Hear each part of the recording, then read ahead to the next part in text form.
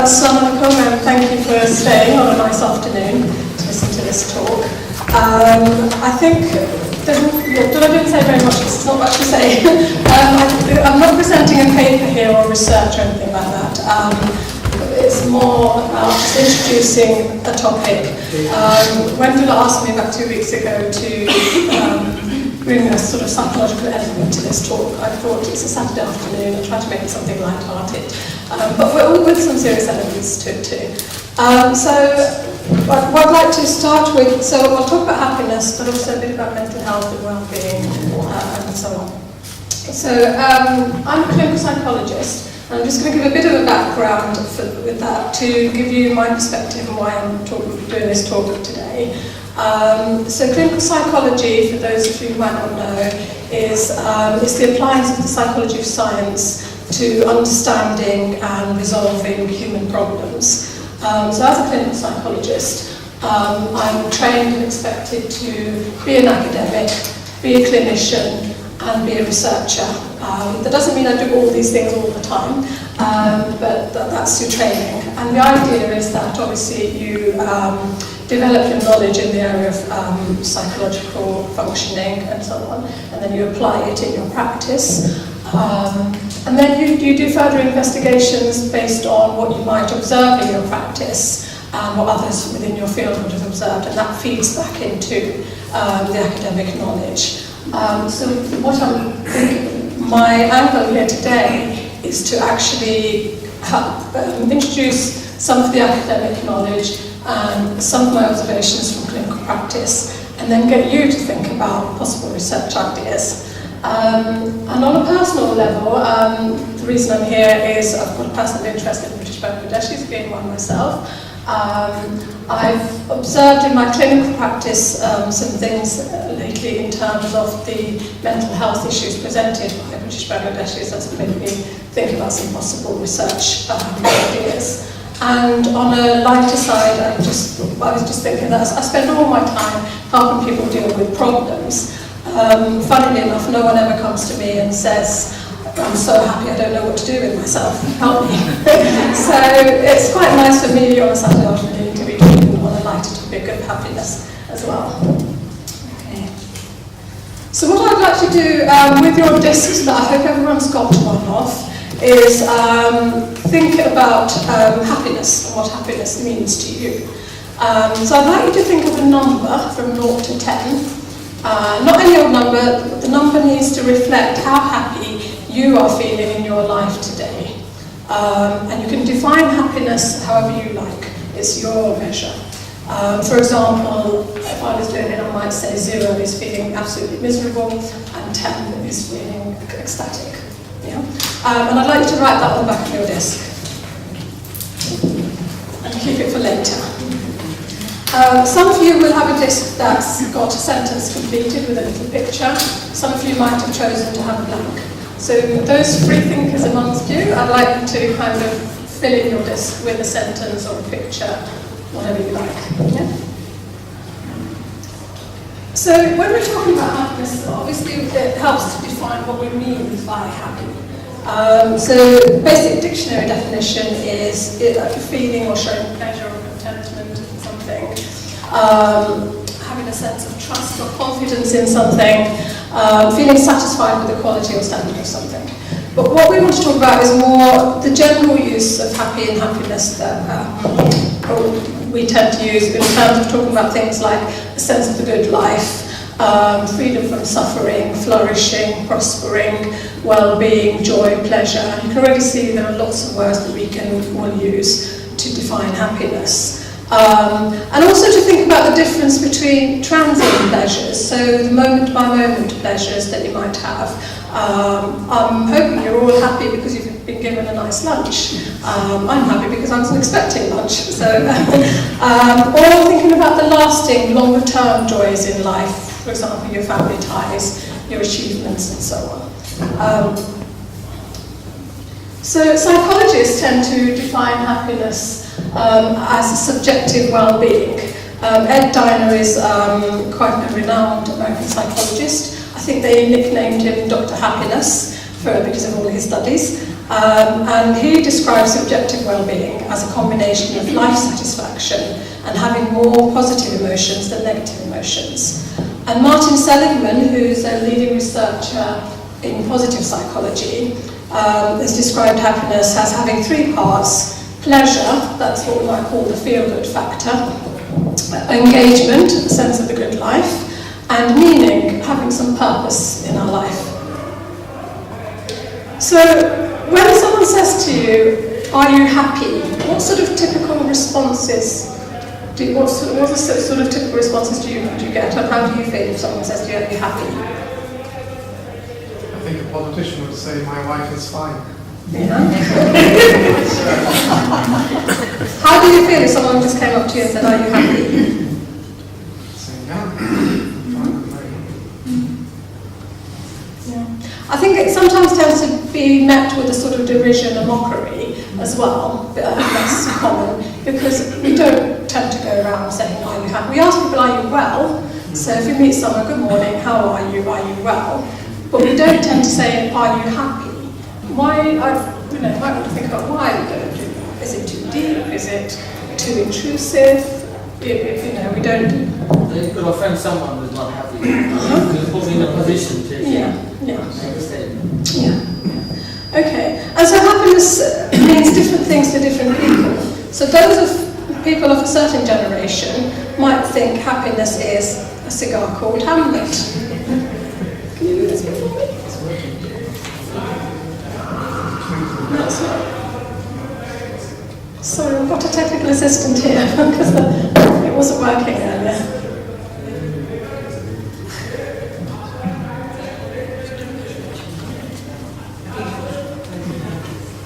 To close the slide and then. You have to close the slide. I don't know.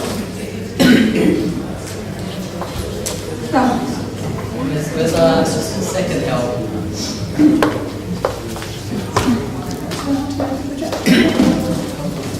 Excuse me, just while we're waiting. Yeah.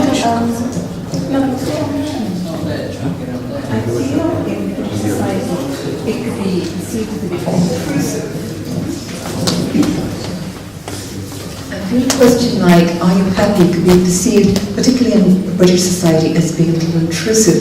What I tend to do is, if I'm paying at a supermarket checkout or buying a railway ticket, I tend to say, as long as there's not a big queue behind me, "How is your day been?" And I think people are really grateful that someone's actually care enough to ask. And it's open-ended. They can tell me about a dreadful day or it's been lovely. Yes, so I was going to talk about cultural differences in reactions to that, but like you said, in British society it can seem intrusive to ask, "Are you happy?" Even to the question of, "Are you well?" I think there are cultural differences in how people respond. So in British society it tends to be, if someone says, "Are you well?" we say, "Fine," even if we're not. Whereas Because the general perception, you don't actually mean Yeah, exactly. well, it's hello. yes, yeah. Whereas in other cultures, people will actually tell you about their aches and pains and whatever's going on. Okay, so it's working out. Can we play it? So for some of us, happiness is a cigar called Hamlet.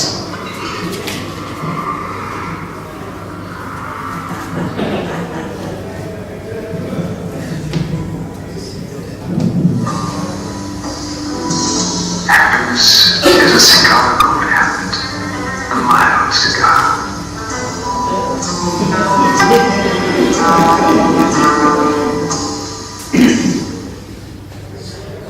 Does anyone remember that one? Yes. Can we go back?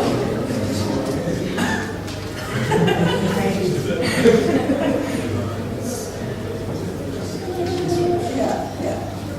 That page, that middle page. And then, for more recently, happiness will feel like a room without a roof. And that was.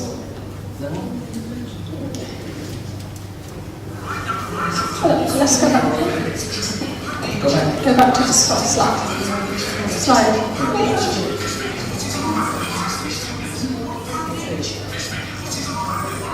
Sorry about that.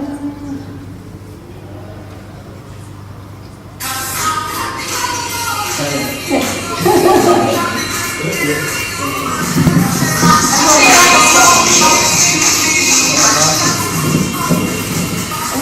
get you in the mood.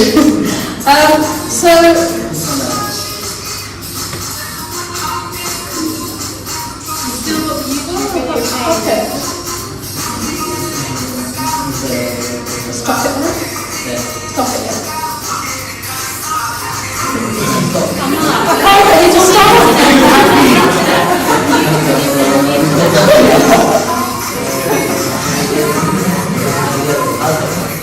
Stop it there. Oh, it's this one that's playing. Stop it.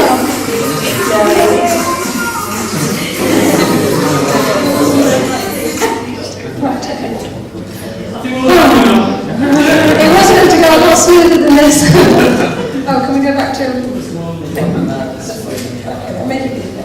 So what the point I'm trying to make is that defining happiness seems as elusive as achieving it. So we all want to be happy, can say whether we're happy or not, but can it really be measured? Can it be defined? Can it be studied? And what can we use this learning for? Back to... So I thought what we'd do is start on a wider scale, look on the international picture, and then kind of hone in on ourselves. So in terms of happiness internationally, what do people think is which country is the happiest in the world? So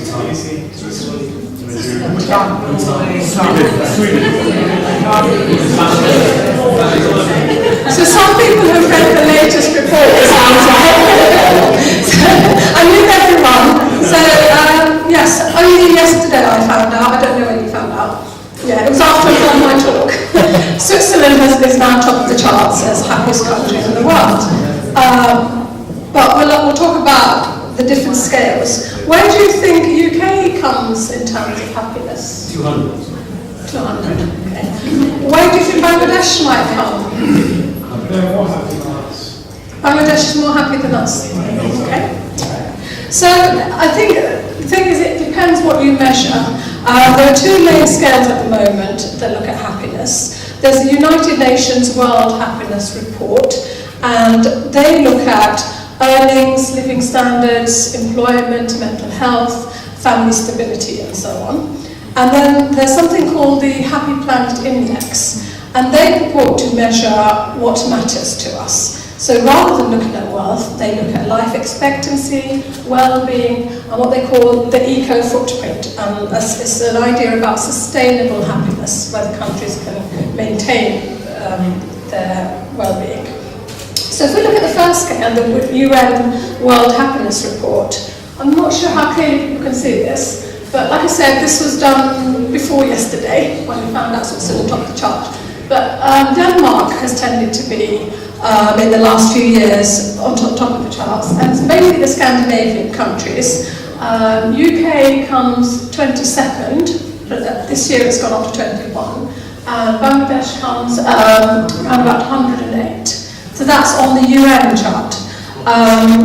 Yeah. So if we look at the Happy Index planet, it's not showing very clearly, but it's all greens and reds here, so the screen's not translating very well.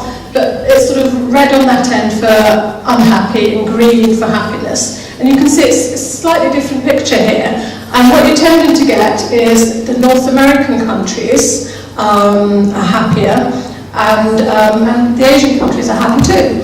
And on that scale, we've got, South American countries, so we've got Costa Rica, Colombia, we've got Asian countries like Vietnam, are very high on the scale.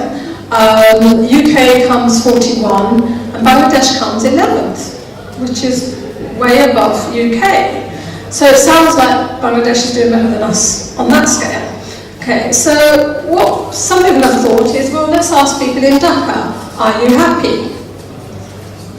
Another technical bit. Can you do that bit again?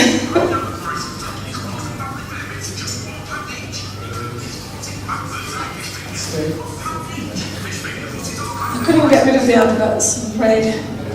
Okay.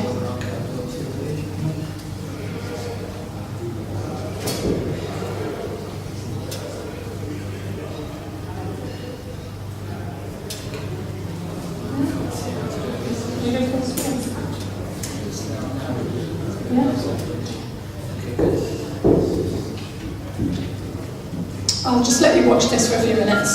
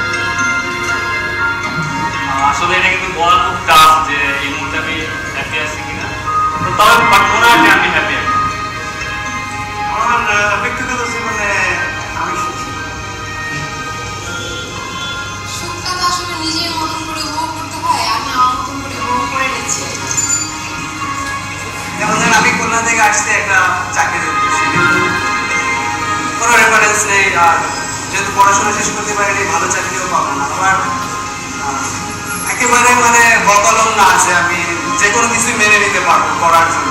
তো আমি ওটা মেনেও নিতে পারতেছি না, মানে নিচেও নামতে পারতেছি না, উপরেও উঠতে পারতেছি।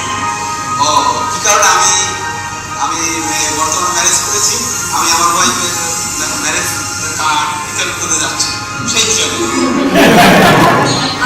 যখন আমার মানে এবছর বার্থডেতে আমি আমার লাইফে সবচেয়ে বেশি হ্যাপি ছিলাম। আর স্যাডনেসটা আমার কাছে কমপ্লিকেটেড। সুন্দর চিন্তা করতে পারি, সেটা যদি কর্মের মাধ্যমে বাস্তবায়ন আনতে পারি, এটা যে কোনো বিষয় হোক, ছোট হোক বা বড় হোক, তাতে আমার খুশি, সাময়িক খুশি। আর কাজের জন্য ব্যস্ত, তখন অখুশি, এবারে করতে পারি। আমার দাদুর সাথে দেখা যেতে পারে।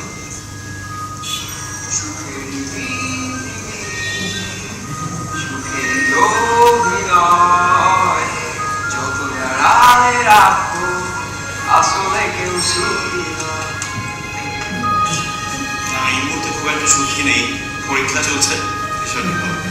মাস্টার্স পোস্ট গ্রাজুয়েট শেষ করে মাস্টার্স শেষ করলাম, চাকরিতে পাচ্ছি না। আমি এই মুহূর্তে না, জন্মের পর থেকে মনে হচ্ছে সুখী আছি। সুখটা হচ্ছে আপেক্ষিক ব্যাপার, যা কিছু পেয়েছি সেটাই সুখ, আর যা পাইনি তা দুঃখ না, ওটা পাওয়ার জন্য চেষ্টা করি।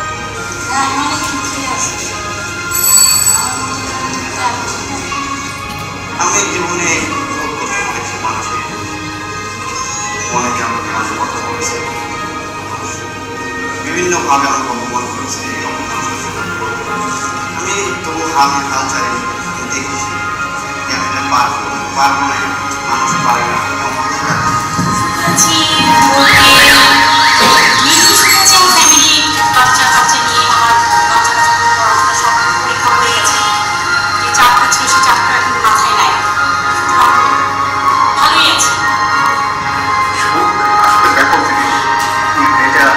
আমি এই মুহূর্তে আমাকে জিজ্ঞেস করছেন যেভাবে আমাকে স্বীকার করে অস্বীকার করলে আরো প্রশ্ন বেড়ে যাবে।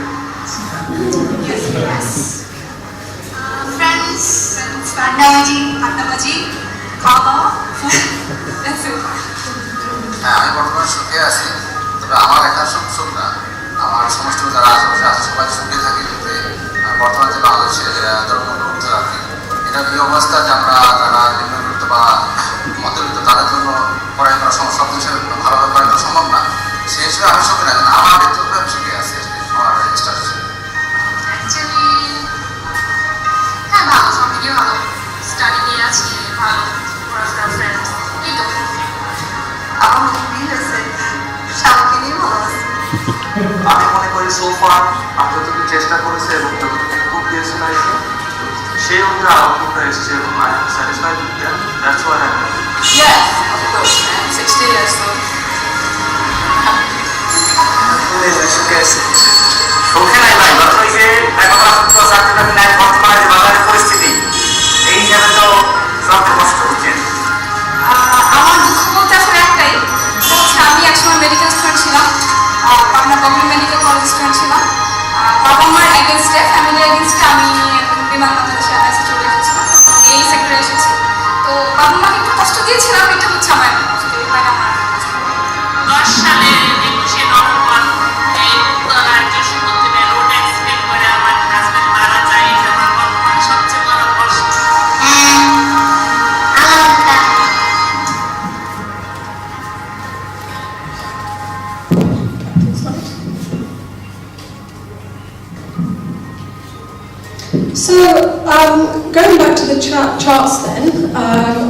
mean, what do these charts really tell us? That there are happy places to live than in the UK, that even in Dhaka and Bangladesh people can be happier than here.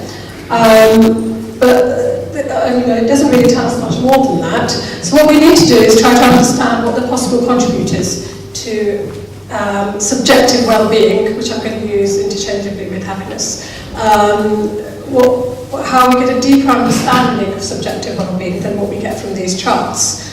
For example, let's take a look at money and age. So, do people think richer people are happier? Do you need money to be happy? Yes. It's a welfare state. All happiness is a welfare state.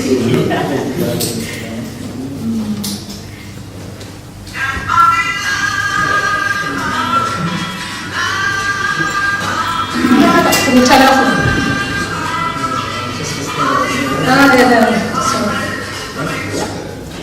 So, I think we kind of agree that money can't buy you love or happiness, but we do need it. So there are lots of benefits to having money.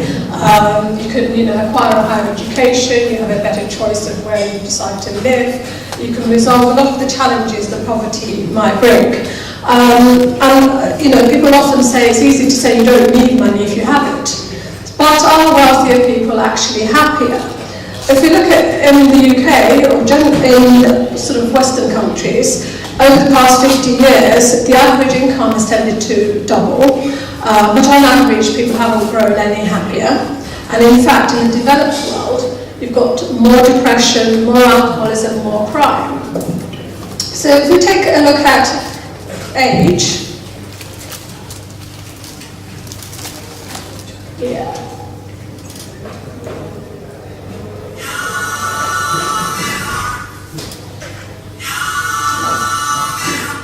Okay, so if we take a look at age and think about aging and youth, with the process of aging, we tend to get a decline in our cognitive functioning, we tend to have more physical ill health and so on, obviously generalising here. And with youth, we tend to say, the youth have their health, they have life ahead of them, so shouldn't they be happier? You'd expect it, I think. But then in research, there's been found quite commonly that what they call the paradox of well-being.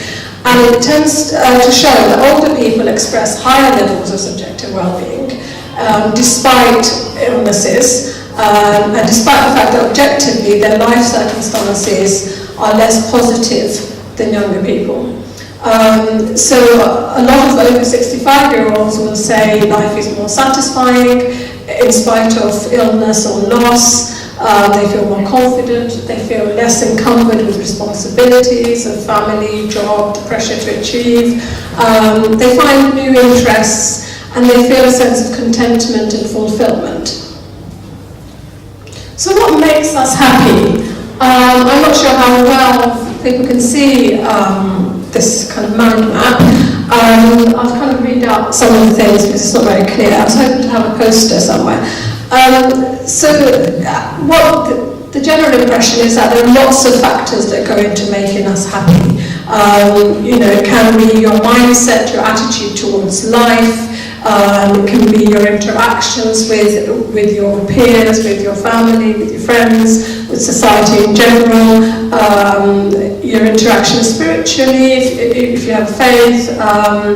It can be the way you see yourself, your self-identity, the actions that you take, the achievements that you make, and also the bit that's meant to be red on top, avoiding the negative things like excessive negative attitudes, or if you think about drugs and alcohol and so on. So why would we want to measure happiness or subjective well-being at all? Generally, in the past, psychologists have tended to look at psychological disorder to understand mental health. But it's now argued that maybe this doesn't give us the full picture. And so it's been considered, well, maybe we'd learn more if we looked at well-being and looked at our strengths and our resilience and the positive emotions that we might have. So there is a movement called positive psychology, and they define themselves as the scientific study of the strengths and virtues that enable individuals and communities to thrive. And the hope is that by better understanding human strengths, we might find new ways to recover from or prevent disorders, and may even learn to become happier. So how do we measure happiness and well-being? So what we've kind of seen so far is that happiness is very subjective. So how are you going to measure it, how you can study it scientifically? But what researchers are saying is that we can reliably and honestly self-report on our levels of happiness on scales. We can say when we have increases in happiness and decreases in happiness. And if we can report it, then scientists can measure it. I was thinking, if you think about optometrics, so when you get your eyes tested, that's a very subjective thing, because the optician doesn't know exactly what you see. When you look at, I don't know how many people have glasses or have had eye tests, when you look at the red and the green, and it can be really hard when you're sitting there actually even to decide which one's brighter, which one's sharper. So it's a very subjective thing. But we all wear glasses based on that kind of measure, based on subjective measures. So the research framework for studying happiness is to accept that happiness equals pleasure, engagement, meaning, like we said earlier. It involves both a daily kind of positive emotions as well as overall sense of life being worthwhile, and that people can accurately report their own levels of happiness. So the kind of measures that you might use are what are called subjective units, like you've just done now. So think of on a scale of 0 to 10. You decide what the scale means to you, and you choose something. Or it could be on continuums. You can use images, you can use words, and choose something along that scale. And psychologists have also devised standardized measures. A standardized measure is one where you have a certain number of people and you get statistically relevant measures. And one of the ones that's been used widely, especially with the government measures that I'm going to talk about later, is called the Warwick-Edinburgh Mental Wellbeing Scale. And that has about 14 items on it to measure people's sense of personal well-being. So in 2010, the government decided to start measuring the country's happiness. And it's not just in this country. I think in other countries it's starting to be something that governments are starting to look at as a kind of way of what they call looking at GDP and beyond. So in the past, we used to use GDP, the gross domestic product, as a measure of the wealth of a nation, and then say the country's doing well or not well based on the services and products that it produces. There are political motives, obviously, in a recession to start looking at happiness instead of wealth, but we're not going to go there right now. So what we'll be saying is that we're going to start looking at measuring what really matters to people, and it's the Office of National Statistics that kind of led this project. And they looked at 41 different measures, including personal well-being, relationships, health, personal finances, the economy, and so on. And what we're going to look at here are the 4 questions that made up the personal well-being scale. So the 4 questions that they asked people was overall, how satisfied are you with your life nowadays? Overall, to what extent do you feel the things in your life are worthwhile? Overall, how happy did you feel yesterday? And overall, how anxious did you feel yesterday? So you might ask, well, what's the purpose of these measures? And the idea is to identify needs within the nation and target the policies, and then to appraise, evaluate, and monitor those policies. So what we want to do is see how we feel as a nation, how our quality of life changes with changes in our circumstances, in the policies, and wider events in society. And of course it's also used for the international comparisons that we've looked at earlier. So thinking of British Bangladeshis, we're going to be looking at some of the ethnical differences that might come up, and all the measures that they have been split up into all sorts of different factors that can be looked at. So there's ethnic differences, religious differences, age, gender, all sorts of things. So there are a whole range of scales that you can get. So only recently, in March, the ONS produced a 3-year data average, because it's been going on, the reports have been going on from 2011 and the last one was from 2014. So that's what we're looking at, the averages. So if we look at British Bangladeshis, and the first question, which was how satisfied are you in your life? So what we're doing is looking at the UK average and then where British Bangladeshis fall on that scale. So if you see that blue arrow pointing up, that shows that the UK average is at 7.5, and if you look at the Bangladeshis, they're scoring below the UK average at 7.2. Okay? And the scale was like the one you've done when you asked that question on a scale of 0 to 10. Yeah? Where 0 means not satisfied at all with your life, and 10 means completely satisfied with your life. So if you look at question 2, to what extent is your life worthwhile? The UK average was 7.7 and Bangladeshi scored around 7.5, so again below average. If we look at question 3, how happy did you feel yesterday? So compared to the UK average, which was 7.3, Bangladeshis were on average, so they feel equally as happy as everyone else. And then the last question was, how anxious did you feel yesterday? The UK average was 3.0 and Bangladeshis were actually slightly above, so being a bit more anxious than the average UK national. Okay, so it sounds like, in summary then, compared to the UK average, British Bangladeshis are less satisfied with their lives. They say that life is less worthwhile. Report feeling more anxious, yet they feel no less happy. So that kind of begs the question, well, what's going on here? Okay, so that might be an area for research. If we look at what the reasons might be for variations between ethnic groups, one of the reasons given is what we call cultural bias. And that means differences in interpretations and responses to the questions themselves, and also maybe differences in the use of the scales. So we mentioned a little bit about ethnic differences. We might go back to that later. Another area where variation could account for the differences is a reflection of the ethnic groups' responses to their current circumstances, the situations that they find themselves in. So, for example, there are very high employment rates amongst Pakistani, Bangladeshi, black ethnic groups. So that and unemployment is often related to a negative feeling of subjective well-being.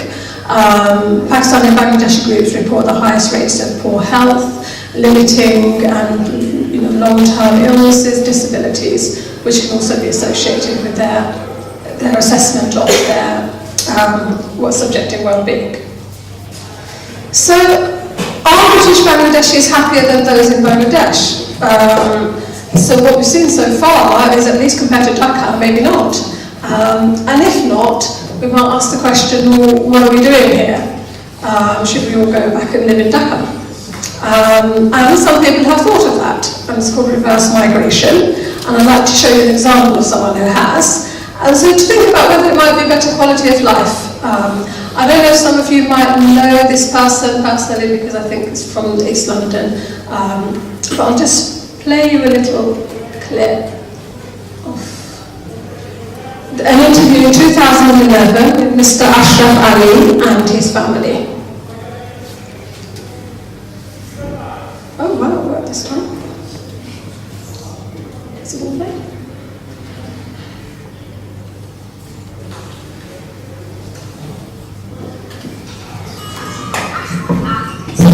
Getting ready for the future.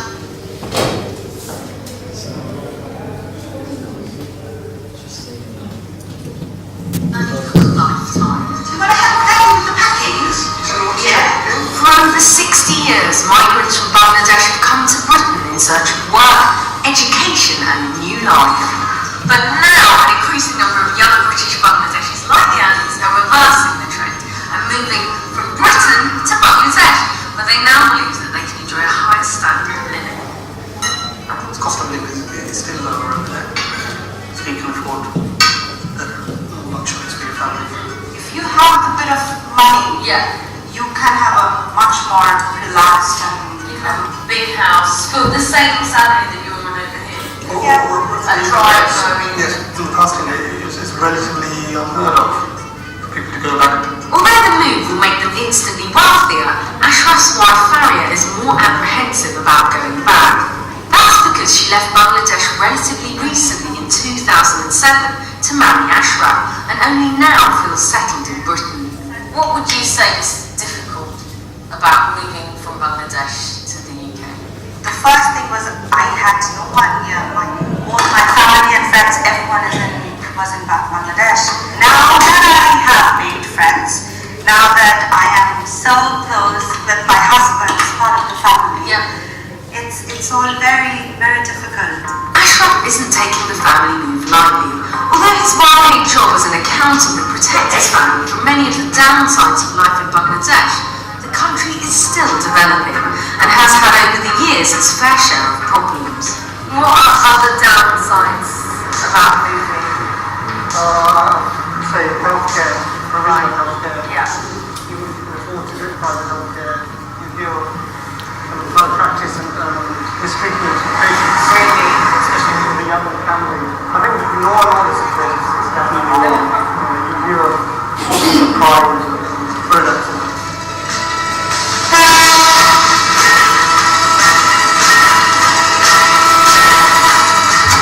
Ashraf's gone on ahead to Bangladesh. His family will follow once he's settled in. It's a 12-hour flight from London to the capital Dhaka, but it could be a world away. It's been a week and I want to see how he's getting on. Like most British Bangladeshis, I've always kind of straddled two cultures, and though I've been back to Bangladesh a fair bit, it can be quite a culture shock at times. So I'm quite intrigued to see how Ashraf is getting on. Chola. While some parts of Ashraf's new life look the same as back home, outside his office he finds he's got a lifestyle he'd never have had in Britain. He says the price of an inexpensive meal in Dhaka costs just £1.45. What would you get in London for that? Rent for a reasonable one-bed flat would cost just £90 a month. In London, Ashraf would have to pay around £1,300 for something similar. But so far, would you say it's been what you've expected? Yeah, I mean, I came with an open mind. I didn't know what to expect to a large extent. People have been very nice, very welcoming. The guy from London, but they've made an effort to come and say hi to me and kind of welcome me and make me feel comfortable. It's been really good. So do you have your own driver out here? Yes, yes. Wow, I mean you couldn't have that in the UK. And for the first day, because I'm new in town, I've got a bodyguard as well.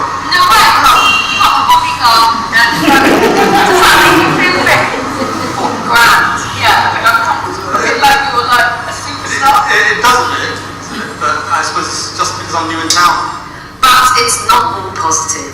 Although it's winter, Ashraf's struggling with the heat and the mosquitoes, and the traffic is an absolute nightmare. It can sometimes take him 2 hours to get back from the office. So what else has struck you about being back?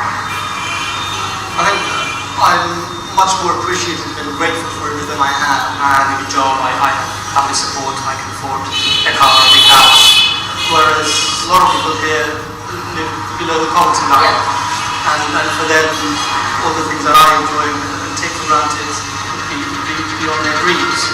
Although there are no hard numbers on how many young Bangladeshis are going back, anecdotally it appears to be on the rise.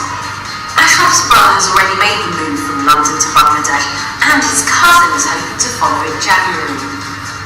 Back in England, and Ashraf's wife Faria is planning to join him in a couple of months, but they're still hedging their bets and won't be selling their London home just yet. So, tempting for some.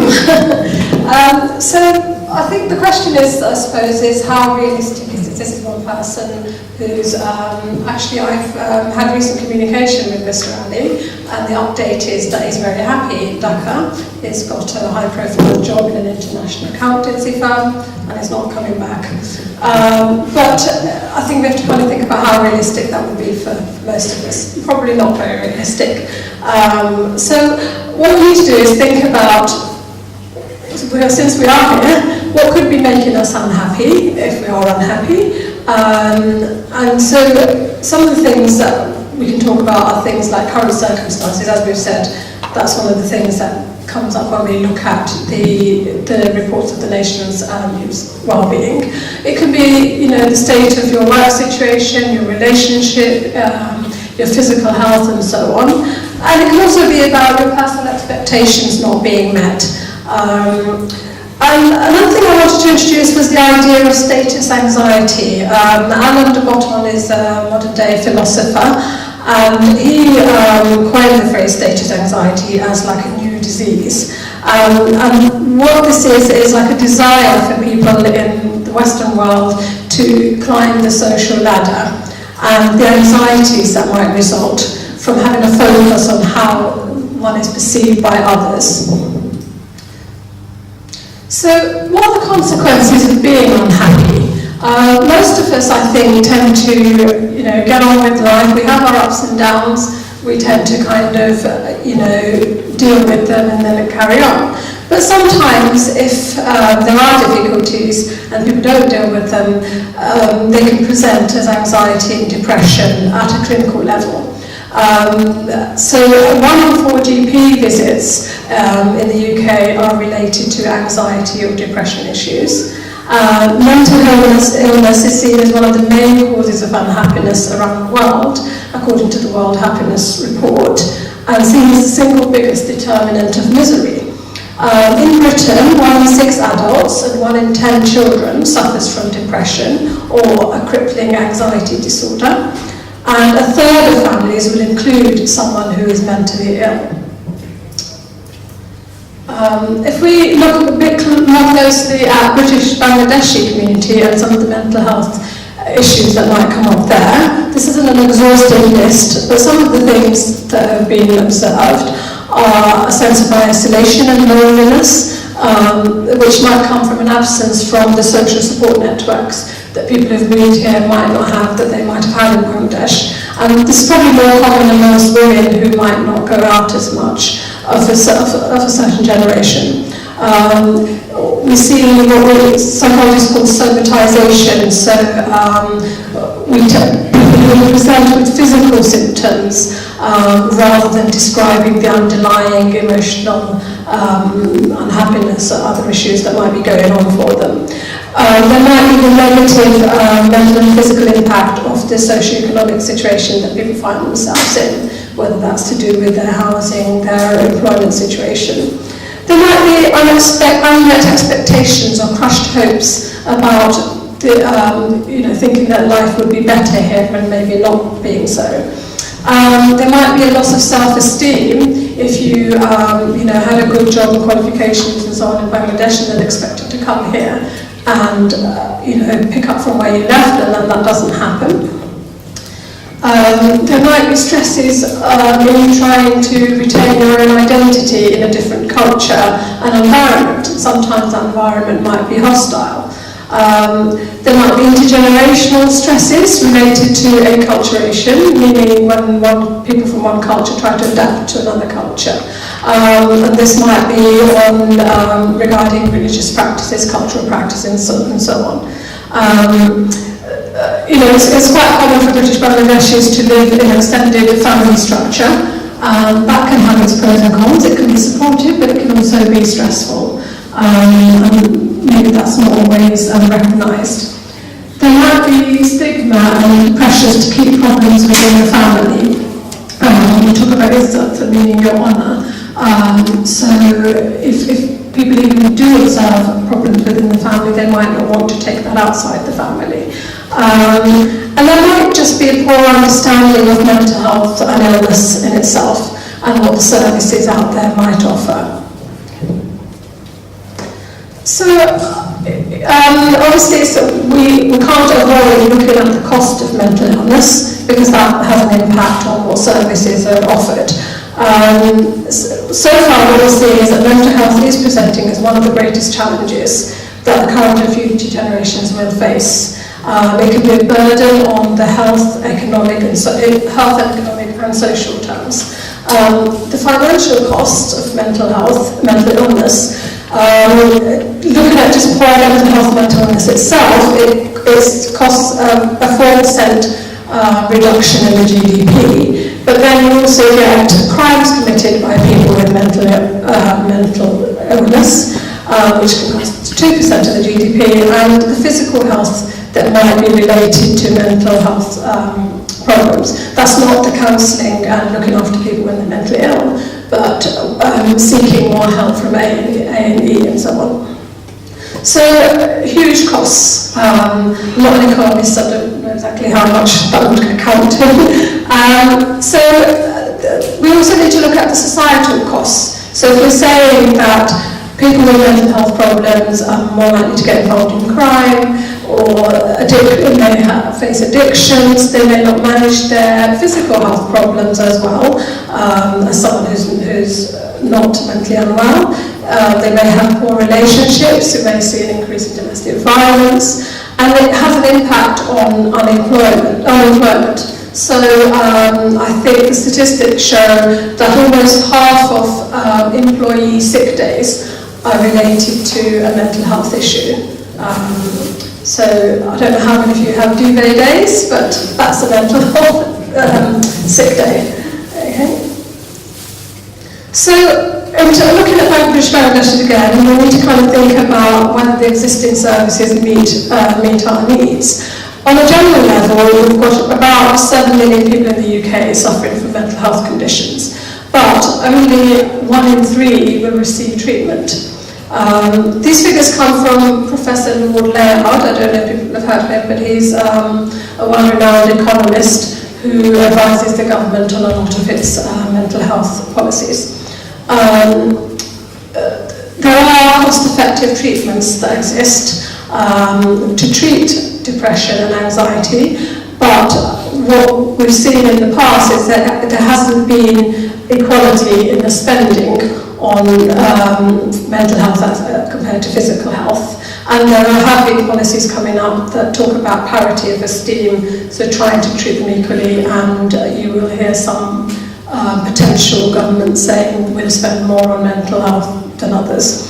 In the last 5 or 6 years, there's been quite a bit of spending on something called increasing access to psychological therapies. And that has had a good impact.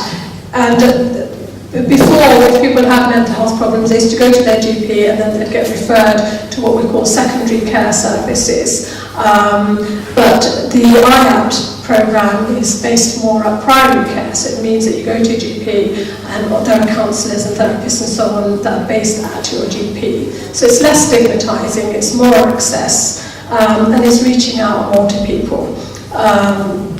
So in terms of kind of looking after the Bangladeshi or ethnic groups, services have improved, they are more culturally informed, there is more equality and cultural awareness, there are translated psychological measures in a range of languages, but they do vary from borough to borough, so it will depend where you live, what kind of service might be available to you.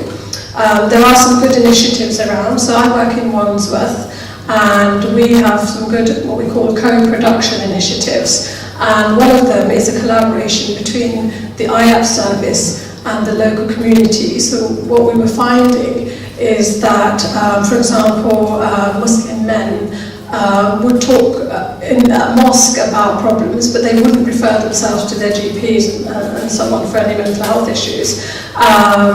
So what we've done is we've kind of we reach out to faith leaders, so church leaders, imams and so on, and we actually have now got a training program to train imams, pastors in family therapy, so that they can then offer the family therapy within their community, which makes it more accessible to people. So that's a really good program that's been going on for 2 years now, been proven quite successful. So the thing is, we need to develop a lot more awareness. So mental health promotion comes into it, and that's the process of kind of enhancing people's capacity to take control of their lives and improve their own mental health. And it requires sort of supportive environment. It requires a kind of a respect for the culture that you're working with, and equity in terms of delivering services, a sense of social justice, and so on. What it requires is for services to be more knowledge-based, so that the practice is more aware of the issues that might come up in that community, but also a partnership, like we talked about the co-production program, between those who use the service and those who provide it. What could we do to manage the future mental health needs of the British Bangladesh community? So we can get better informed about the issues, and I think we can get better informed about what mental health problems look like. And so how do we know if someone is depressed? How do we know if someone's presenting with anxiety problems within our own family, amongst our friends, in our community? We can learn to ask for help when we need it a lot more. We can reduce stigma within our communities ourselves. And we can develop more language for mental health and therapy. What I've found in my practice is I provide therapy. I provide what's called cognitive behavioural therapy mostly, and I've often been asked to see if someone from the Bangladeshi community who doesn't speak English, I will offer CBT in Bengali. But you can easily get stuck because the language isn't there. So a lot of Western language is much more developed in terms of emotion, expression emotion, and psychological problems and so on. So even though I'm trying to translate when I'm talking to someone Bengali, it's really difficult to find the words. And my Bengali is not the best, but that's not the issue. So we need to kind of start to develop more of a language around mental health and therapy and seeking help. We can encourage more people from the British Bangladeshi community to take up careers in mental health. So because then obviously they'll have the understanding, and then that is intrinsically part of what they offer in terms of therapy and so on. And we can also empower communities to help themselves, like the co-production example I used earlier. So just to think then, if we are going to become more aware, it's useful to think about, well, what are the risk factors and protective factors regarding my mental health, my personal well-being, and so on. So we can look at things at an individual level. So we all need a sense of self-esteem, if we feel confident, if we feel that we have an ability to manage stress, and our physical health is good, and we have a sense of fitness, then that's going to protect us from developing the risk factors. And on a society level, we can look at our social networks, whether we have a sense of community, and so on. And then obviously there are environmental factors as well, whether we feel there's social justice, whether there's tolerance and integration. So these are some of the factors that we can look at in terms of our mental health. So I'm kind of coming back really round to us as individuals, and that's what I want to look at. So if we're thinking about ourselves as individuals, and how we can kind of develop or maintain the protective factors that keep us well and gives us a good sense of well-being, what I'd like to do is think about yourself as a table. So as a table, what do you require? Legs. Legs. Yeah. Why do you need legs? Because if people want to sit round the table, they've got to get their knees under it, and they've got to be raised off the floor. Okay, so that's the function of the table. Why does the table itself need legs? It's to support. Support, yeah. Stability. But do we really, if we sit cross-legged, we could have a table on the floor? Yeah. But you are a table in this situation. So it's not talking about the use of a table, but being a table. Okay, so if we say a table requires 4 legs, yeah? I know there's all sorts of designs of tables, but I'm just talking about this table. Okay. But Human beings can function very well without legs.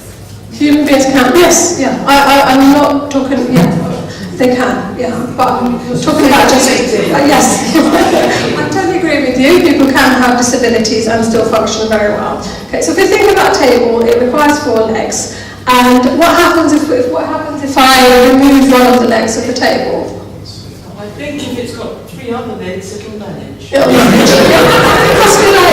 What if I remove 2 legs? What if I remove 2 legs? Well, it would become a slide. So I think that's a good point. It can manage because we don't need everything to be at the same level. But my point was that in order to have a balanced life, so a table to be balanced, to have stability, to be at its optimum, it needs 4 legs, let's say. Yeah? 3 would probably be better. Okay. So what I'm trying to say is that for a balanced life, if we think about the 4 legs as being our physical health, so looking after ourselves physically, our fitness levels, eating well and so on, treating any illnesses. If we look at our achievement, so we need to have a sense of achievement, whether that's through work, through studying or anything else that you feel is a meaningful way of spending your time.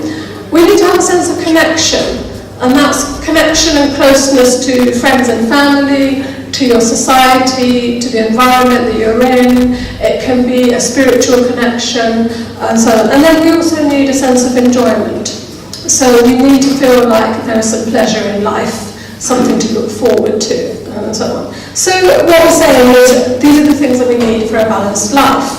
So what you might say to me, isn't this all common sense, and why do I need a psychologist to tell me all this? So what do you think of when I say the words 5 a day? Fruit and vegetables. Fruit and veg.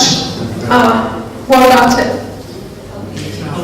Yeah, okay. So you need your 5 a day. We all kind of know that we need our 5 a day for a healthy diet, balanced diet, and so on. That's what we're told, yeah? Yeah, that's part of your spiritual health. Yeah, that's part of your spiritual health too.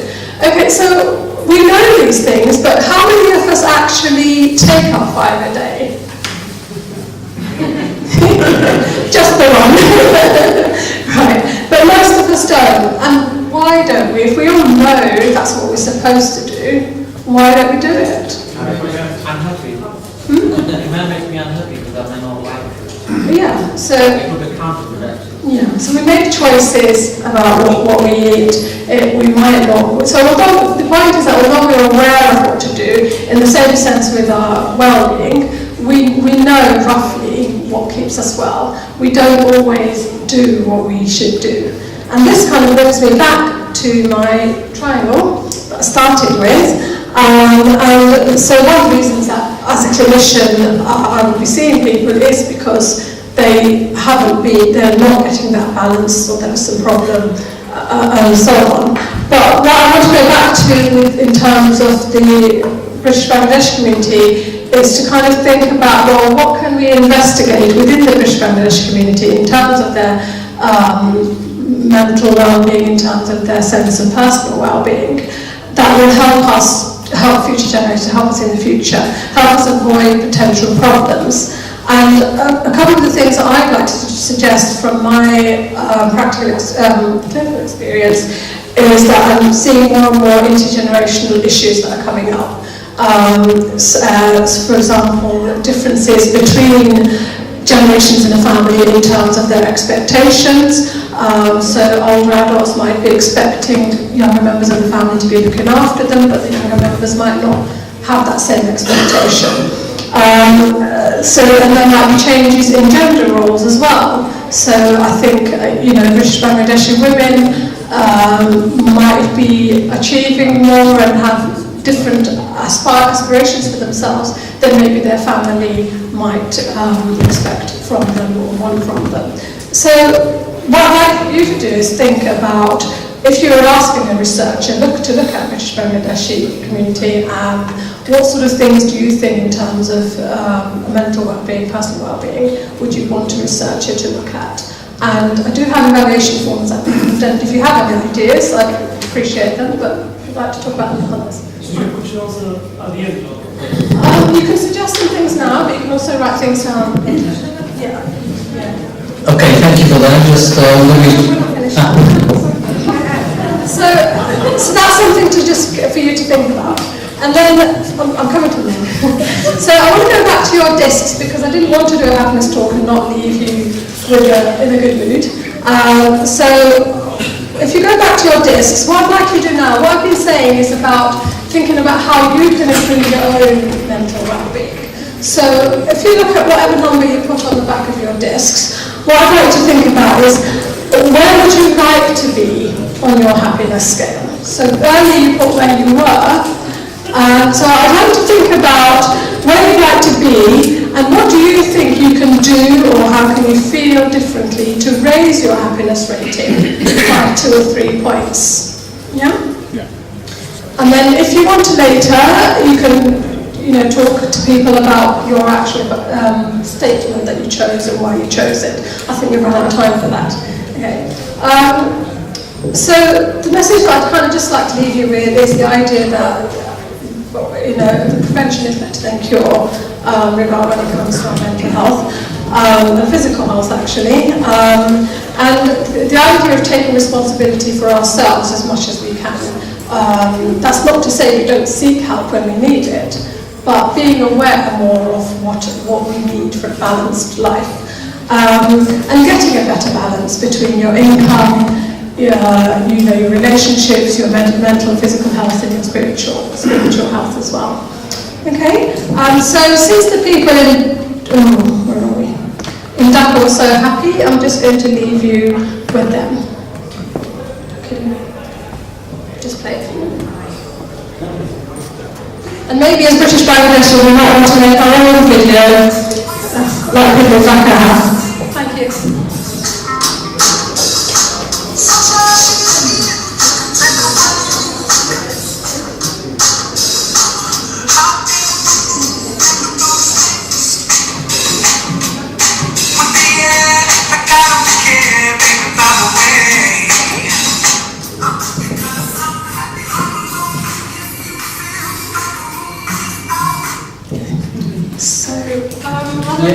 Yeah, just thank you for that. Okay, now for questions. We've got only 10 minutes and we're running way behind as you guessed. So I'm going to ask people if they can speak for 2 minutes at most, otherwise nobody else is going to have time to speak. So whatever you do, questions or contribution, 2 minutes each. There?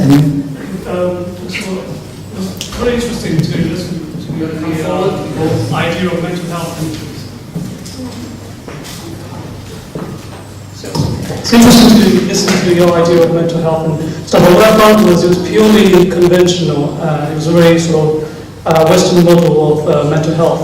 But when you're talking about the Bangladeshi community and mental health, a lot of the times you'll find that Bengalis also have another dimension to mental health, or another model and theory, which is the aspect of possession or jinns and stuff that they think also affects mental health. And a lot of people, instead of going to hospitals and seeking clinicians like yourself, they would, I think, sort of seek support from imams or priests. And recently they go to a thing called Ruqya, which is becoming quite popular now amongst the younger generation, for seeking help in relation to what a Western scholar or a clinician would presume to be mental health. So I think you kind of overlook that when you are sort of dealing with the Bangladeshi community and or the Muslim community. So you need to kind of bear that in mind as well. There are other models to what you presented here. I think, as I was saying earlier, I think there are different things going on, different initiatives in different areas. And actually in Wandsworth, we have actually run something that we call an Evil Eye Conference, which looked exactly at that, the idea of jinns, And there are more and more psychologists who are looking at Islamic psychology and looking at nafs and jinn and so on. So there are things going on, and I didn't bring it in here purely because of time and because I didn't want to go into specifics as such. For that, Mr. Chair, I have a couple of questions and a quick comment. What if someone doesn't want to be happy? I mean, is it absolutely that, because it's a metaphysical one.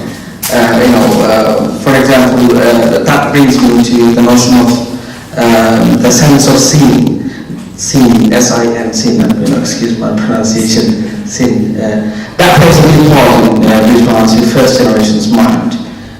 Was halal, was haram, was prohibited, and also, you're supposed to be happy. Before coming to how you can be happy, there is a big dilemma. Are you supposed to be happy in this life? And so on. So that's something to probably look into when you say to research the community. And one more thing, when you gave an exhaustive list of the cost of mental illness, here I would just like to add, what's the gains of mental illness? Because it was a long journey from happiness to going into mental illness stuff. Because you'll find many depressed people, or I don't know, their contribution to culture, society, and humankind as a whole is tremendous.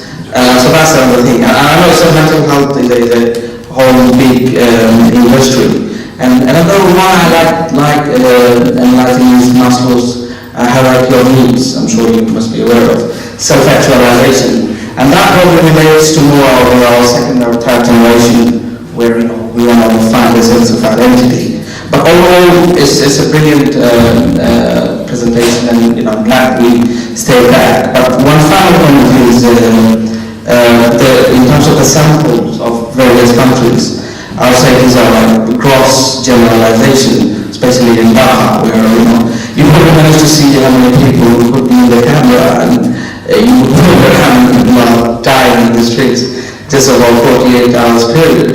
And exceptions cannot be example. Mr. Ashraf is probably well off, you've got a connection, but the job in Dhaka has gone back. A lot of us probably struggle here. So sense of sin, and what do you think about that religious connection in morality? So that's my question. Thank you. Your question about sin was what if someone doesn't want to be happy? But I think what we're saying right from the start is that happiness is a subjective thing. So they will have their idea of what happiness means to them. So if happiness means to them, so we might in the Western world say happiness means, looking after yourself means going out for walks, meeting your friends, whatever. But if they think happiness means doing your prayers 5 times a day, not mixing with certain people and so on. There is a question of is it absolutely necessary? When I'm asking, when we're setting criteria, we have having this assumption where people need to be happy. And that's and I'm not saying I have a problem with that. I think that needs to be looked at. Yeah, that might be an area that we look at then. How large is that group of people, and what are the issues, and what are the factors that make them happy, and are they very different to what the society that we live in general sees as happiness? So how do you make these international comparisons? Because, like I said, there are 2 main scales that are used, and research have looked at generally in the past. That in different countries, happiness is defined in different ways. Which is why there are 2 very different scales, and you saw how you got very different results actually, depending on what you looked at. So it's always going to be what you look at. So whenever you get any research or any results for anything, you have to look at what the measures were, who was asked, and so on, what the factors were that were looked at, if you're going to get a qualitative answer.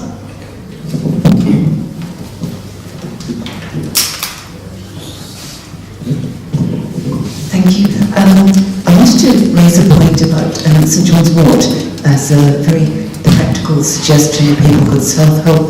But just briefly, first if I could touch on the previous point. If we look at people like Rabindranath Tagore and the writer Graham Greene, they were both very depressive personalities. And much better place if they hadn't gone through that. In Gitanjali, Tagore, he lost his wife, he lost his father, Maharishi Tagore, his favourite son, one or two of his daughters, his favourite lady died, his secretary died, he was struggling with the setting up of Shantini Nikdal, all the financial problems, lack of training as an educator, so it was an exceptionally difficult time, and the world is the richer for Gitanjali, which is still just universal resonance. Regarding St John's Ward, a friend of mine, the late Dr. David Wheatley, you may possibly know his name as a medical textbook author, High Street psychiatrist. He was very against natural medicine by training. He was a Cambridge graduate and taught that natural medicine was nonsense. Then late in his career, he came to realise that herbs had a very important role to play in mental health. And he was particularly researching in clinical trials, Parker double-blind clinical trials, St John's Wort. So it is something that people can self-help with, so there's going to be no stigma. Now, there were a couple of issues. One is that when he tested the active ingredient hypericum in British brands available for purchase, they found that inside there was as little as 0, so just effectively bogus. And there was a health plan that he said people could use, and I have heard from another associate who's a psychiatrist that German brands were particularly good. So he said this is some years ago, but the clinical trials were done in both moderate and mild cases of depression, proven to be effective, but that the research hadn't been done into severe. So those are things that can be self-help, and there's a positive interactions. But he said in practice they rarely happen. So as long as the doctor and the patient are both aware there's a potential for interactions, it's quite safe to proceed with it. Just stopping my rubber if an interaction occurs. And especially the other suggestion is Tulsi. Tulsi is just a very practical way that people can help themselves. Sorry, we don't have much time, so I'll just answer one of those questions, I think. What if we got people in that's finished? We're running very, very late. So the first question about misery or not being unhappy and how that can actually lead to productive things in society.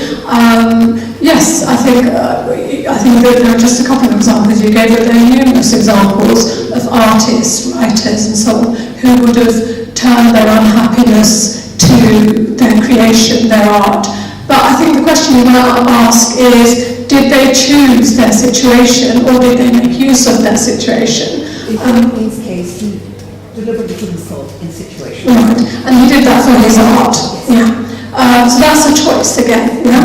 But I think there is a point about, I think the person earlier said about what are the gains from mental illness or mental health problems. And yes, we can learn from them. We can grow from them as well. If you take the example of post-traumatic stress disorder, so that's when someone has experienced a serious trauma and then they have a lot of adverse mental health issues.